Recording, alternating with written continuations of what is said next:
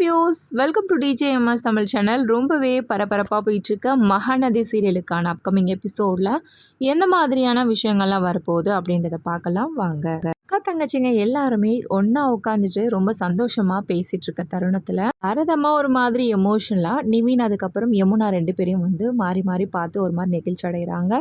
இந்த காட்சியை வந்து நம்ம காவேரி பார்த்துட்டு என்னாச்சு அம்மா ஏன் ஒரு மாதிரியே வந்திருக்கு அப்படின்னு சொல்லிட்டு நினச்சிக்கிட்டு என்னாச்சுமா ஏன் ஒரு மாதிரியாக இருக்குது அப்படின்னு சொல்லிட்டு கேட்கடி. ரொம்ப நாள் கழிச்சு அக்கா தங்கச்சிங்க எல்லாருமே ஒன்று கூடி இருக்கீங்க இல்லையா? ஸோ குமரன் தம்பியும் இருந்திருந்தா நல்லா இருந்திருக்கும். இப்போ நிவின் மாப்பிளையும் வந்துட்டாரு அப்படின்ற மாதிரி வந்து பேச ஆரம்பிக்கிறாங்க. அம்மா இன்னொருத்தர் விட்டுட்டியம்மா மாமா விட்டுட்டியே அப்படின்னு சொல்லிட்டு சொல்ல எந்த மாமாடி சொல்கிற தான் இப்படி தெரியாமல் சொல்ல அதுக்கப்புறம் வேற யாரு குமரன் மாமாவை தான்க்கா சொல்கிறேன் அப்படின்ற மாதிரி சமாளிக்க ஆரம்பிக்கிறாங்க. இதுக்கு ஏமா இவ்வளோ ஃபீல் பண்ணிட்டு இருக்க? இந்த நாள் இல்லைனா இன்னொரு நாள் வர சொல்ல போகிறோம் அப்படின்ற மாதிரி காவேரி வந்து சொல்லிட்டு இருக்காங்க.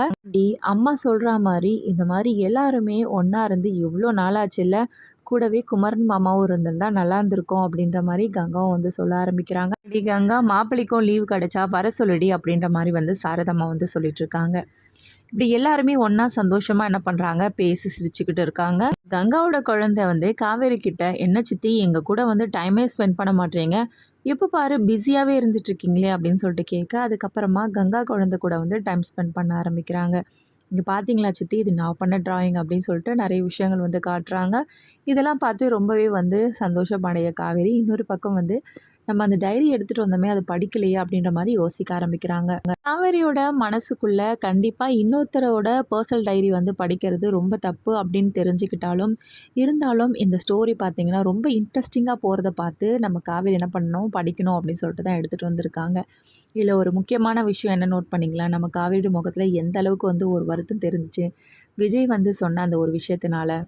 ஓகே, விஜய் அவங்களோட ஒய்ஃபை வந்து நல்லா விரும்பி தான் கல்யாணம் பண்ணிக்கிட்டாங்க, அந்த அளவுக்கு வந்து விரும்பியிருக்காரு அப்படின்றத அந்த டைரியை வந்து கொஞ்சம் படிக்கும்போதே வந்து தெரிஞ்சுக்கிட்டாங்க. இதுலேயே வந்து காவேரிக்கு வருத்தம் இருக்க போகுது அப்படின்னு சொல்லிட்டு பார்க்கும்போது, ஏன்னா வந்து காவேரி கிட்ட வந்து பொண்ணு கேட்டிருக்காங்க என்னை கல்யாணம் பண்ணிக்கோங்க அப்படின்னு சொல்லிட்டு. ஸோ காவேரியோட முடிவு என்னவாக இருந்துச்சு, நான் ஒருத்தரை புதுசாக வந்து காதலித்து கல்யாணம் பண்ணணும், அதுதான் எனக்கு ஆசை அப்படின்ற மாதிரி தான் வந்து சொல்லியிருந்தாங்க. ஸோ இதையே தான் வந்து சாரதாம்மாக்கிட்டேயும் வந்து சொல்லியிருப்பாங்க. நான் ஒருத்தரை வந்து புதுசாக பார்த்து அவரை புரிஞ்சிக்கிட்டு என்னை மட்டுமே விரும்புகிற ஒருத்தரை தான் நான் கல்யாணம் பண்ணிக்கணும், என்னை புதுசாக வந்து காதலிச்சிருந்துருக்கணும், அப்படி ஒரு கண்டிஷனை தான் சாரதாம்மாக்கிட்ட ஏற்கனவே வந்து சொல்லியிருந்திருப்பாங்க. அப்புறம் ஏன் நம்ம விஜய் சொல்லும்போது ஏன் வந்து முகம் சுருங்குச்சின்னு பார்த்தீங்களா? ஏன்னா காவேரியோட மனசில் விஜய்க்கு ஆல்ரெடி இடம் இருக்குது. சில விஷயங்களால் அவங்களால ஏற்றுக்க முடியல. ரம்யான்றவங்களை வந்து பிடிச்சி போய் பேசும்போதே நம்ம காவேரியோட மனசுக்குள்ளே ஒரு பொசசிவ்னஸ் இருந்துச்சு. அட்லீஸ்ட் வேற ஒரு முடிவை வந்து சொல்லியிருந்தாலாவது நம்ம காவேரி உடனே என்ன பண்ணுவாங்க, நம்ம விஜய்கிட்ட காதலை தெரிவிச்சிருப்பாங்க. இப்போ என்னென்னா என்னோடய ஒய்ஃப் தான் எல்லாமே, ஒய்ஃபுக்கு அடுத்து வரப்போகிறவங்கள என்னால் வந்து திரும்பவும் பழைய மாதிரி வந்து காதலிக்க முடியாது அப்படின்ற மாதிரி தான் விஜயோட பதில் இருந்துச்சு. ஸோ இந்த ஒரு விஷயம் தான் நம்ம காவேரிக்கு ரொம்பவே உறுத்தலாக இருந்துச்சு. எல்லாருமே தூங்கின நேரமாக பார்த்து என்ன பண்ணுறாங்க, நம்ம காவேரி அந்த டைரி எடுத்து படிக்க ஆரம்பிக்கிறாங்க. நிறைய விஷயங்கள் வந்து தெரிஞ்சுக்கிறாங்க. ரொம்ப இன்ட்ரெஸ்டிங்காக போயிட்டுருக்கு. 2 பேரும் எந்த அளவுக்கு வந்து காதலிச்சிருக்காங்க, எந்த அளவுக்கு சண்டை போட்டிருக்காங்க, அவங்களோட வாழ்க்கையை வந்து எந்த அளவுக்கு வந்து இனிமையாக கழிச்சிருக்காங்க. ஸோ இப்படி எல்லா விஷயங்களையும் வந்து படித்து தெரிஞ்சுக்கிறாங்க. கடைசியில் ஒரு விஷயம் மட்டும் நல்லாவே புரிய வருது, அவங்களோட ஒய்ஃப் நேமும் காவேரி தான் அப்படின்ற உண்மையும் வந்து தெரிஞ்சுக்கிறாங்க. அவருடைய ஒய்ஃப் நேம் காவேரி அப்படின்னா குழந்தை பேரும் காவேரின்னு தான் வச்சுருக்காரு அப்படின்ற விஷயத்தையும் வந்து கணிச்சிக்கிறாங்க. ஏன்னா காவேரி அப்படின்ற குழந்தை பேரை தானே வச்சுருக்காங்க. ஸோ ஒய்ஃப் மேலே அந்தளவுக்கு அன்பு வச்சுருக்கிறதுனால தான் விஜய் சார் வந்து தன்னோட குழந்தை பேரும் வந்து காவேரி அப்படின்னு சொல்லிட்டு வச்சுருக்காங்க அப்படின்ற மாதிரி கெஸ் பண்ணுறாங்க அவங்க. இப்படி விஜயோட டைரியில் அவங்க காதல் கதையை படித்ததுக்கப்புறமா நிறைய விஷயங்கள் பார்த்திங்கன்னா காவேரிக்கு நடந்த மாதிரியே ஒரு சில விஷயங்கள்லாம் வந்து தோணுது. அதை நினச்சி பார்க்கவும் ஆரம்பிக்கிறாங்க. அடுத்ததாக வீட்டுக்கு வந்த விஜய் குழந்தைகிட்ட பேசிட்டு கபோர்டில் வந்து எது எடுக்கிறதுக்காக போகிறாரு. சடனாக பார்த்தீங்கன்னா டைரி வந்து காணாமல் போகுது. இதை பார்த்து ரொம்ப ஷாக் ஆகிற விஜய் டைரி எங்கே போச்சு, இங்கே தானே வச்சுருந்தோம் நாம அப்படின்ற மாதிரி தேடி பார்க்குறாரு. தேடி பார்த்து கிடைக்காததுனால அதுக்கப்புறம் நம்ம குட்டி காவேரி கிட்ட சில விஷயங்கள் பற்றி கேட்க ஆரம்பிக்கிறாரு. அம்மு இங்கே இருக்க டைரி ஏதாவது பார்த்தியாம்மா அப்படின்னு சொல்லிட்டு குழந்தைகிட்ட கேட்க, குழந்தையும் இல்லை டாடி நான் பார்க்கல, அப்போ கூட எனக்கு அங்கே கை எட்டாது டாடி, நானே இன்னைக்கு காவேரி மிஸ் கிட்ட தான் சொல்லி அங்கே இருக்க கலர்ஸ் எடுத்து கொடுக்க சொன்னேன் டாடி அப்படின்னு சொல்லிட்டு சொல்கிறாங்க. இது கேட்டு ரொம்ப அதிர்ச்சியான விஜய், என்ன சொல்கிற அம்மு, என்ன சொல்கிற, காவேரி மிஸ் எடுத்து கொடுத்தாங்களா அப்படின்னு சொல்லிட்டு கேட்க, ஆமாம் டாடி அங்கேருந்து தான் எடுத்து கொடுத்தாங்க, இந்த கபோர்டில் இருந்தா அப்படின்னு சொல்லிட்டு திரும்பவும் வந்து கேள்வி கேட்க ஆரம்பிக்க, ஆமாம் டாடி அங்கேருந்து தான் எடுத்து கொடுத்தாங்க அப்படின்னு சொல்லிட்டு சொல்கிறாங்க. ஒருவேளை காவேரி இந்த டைரிய வந்து பார்த்துருப்பாளோ? டைரிய பார்த்துருந்தா கண்டிப்பா இங்க இருக்க ஃபோட்டோஸ வந்து பார்த்துருக்கணுமே! எப்படி அது? அப்படின்னு சொல்லிட்டு யோசிக்கிறாரு. ரொம்பவே குழப்பமடைகிறாரு. அடுத்ததா ரொம்ப குழப்பமடைகிற விஜய் என்ன பண்றாங்க, கார்ல வந்துட்டுருக்கும்போது நம்ம காவேரி கேட்டாங்க இல்லையா? நீங்க எந்த அளவுக்கு உங்க ஒய்ஃப வந்து விரும்பியிருப்பீங்க? அப்புறம் எப்படி இன்னொருத்தர வந்து கல்யாணம் பண்ணிக்கணும்னு தோணும்போது, அதே அளவுக்கு வந்து விரும்புவீங்களா? அப்படின்ற கொஸ்டின் கேட்டிருந்தாங்க இல்லையா? ஸோ அந்த விஷயங்கள பத்தியும் வந்து அப்படியே நெனச்சு பார்க்குறாரு. விஜய்க்கு இந்த ஒரு விஷயத்தினால வந்து கொஞ்சம் வந்து சந்தேகம் வந்து எழும்புது. டைரிய எல்லாத்தையும் வந்து படிச்சு பார்க்குறாரு. டைரிய படிச்சதுக்கு அப்புறமா காவேரிக்கு நம்ம விஜய் மேல ஒரு நல்ல தனி அபிப்பிராயம் வந்து ஏற்படுது. அதாவது ஒரு விதமான காதல் ஏற்படுதுன்னே சொல்லலாம். ஏன்னா, அந்த அளவுக்கு தன்னோட மனைவி வந்து விரும்பியிருக்காரு. இப்படி ஒரு மனுஷன் வந்து இந்த உலகத்துல இருப்பாங்களா?